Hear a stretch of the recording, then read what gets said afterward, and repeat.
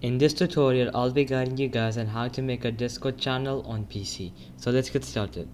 So first of all, you have to click on the plus button right here and click on it.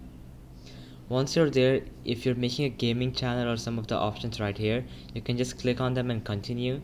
But if it's not one of those, you can just create your own. Here you have to choose whether you're creating it for a community or for friends. I'm just gonna create for friends. And then here I'm gonna give it a name. So I'm just gonna choose a random name. Let's choose how to solve it.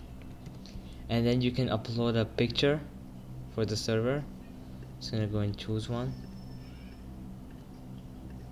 Let's say I choose this one, just an example. So there it is. I'm gonna create.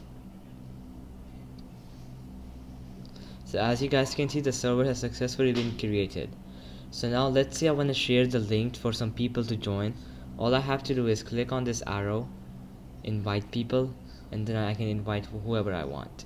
So alright guys, that'll be it for the video. I hope it helped you out, and I'll be seeing you next time. Peace out.